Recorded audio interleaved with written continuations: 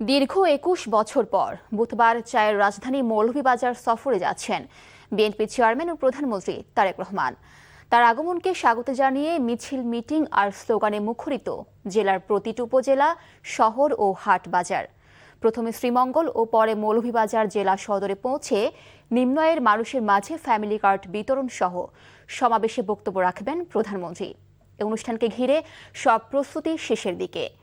মৌলভীবাজার থেকে SM উমেদ আলীর পাঠানো রিপোর্ট।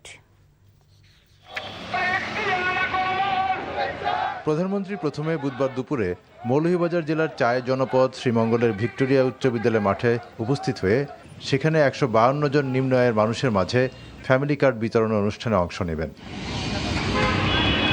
পরে সড়ক পথে মৌলভীবাজার সদর উপজেলার সরকারি উচ্চ বিদ্যালয় মাঠে পৌঁছে সেখানে আয়োজিত রাজনগর উপজেলার বরাদ্দকৃত 155 জন নিম্ন আয়ের মানুষের মাঝে ফ্যামিলি কার্ড বিতরণ সহ সমাবেশে বক্তব্য রাখবেন।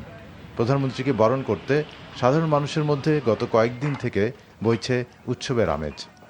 বিগত 17টি বছর এই বিভাগে কোনো উন্নয়ন হয় নাই, এই জেলাতে কোনো উন্নয়ন হয় নাই। আমরা রোগী নিয়ে অনেক দুর্ভোগ হইতে হয় আমাদের।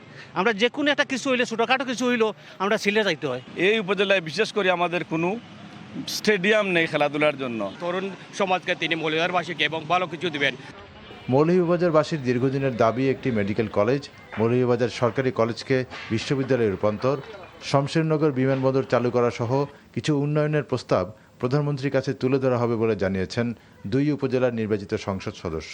এখানে মৌলভীবাজার মেডিকেল কলেজ স্থাপন, শমশেরনগর এয়ারপোর্ট স্থাপন এবং মৌলভীবাজার কলেজকে একটা বিশ্ববিদ্যালয়ে রূপান্তর করার। উনি 4 মাসের মাথায় মাননীয় প্রধানমন্ত্রী শ্রীমঙ্গল আসবেন, এটা আমাদের জন্য অনেক আনন্দের, অনেক খুশির।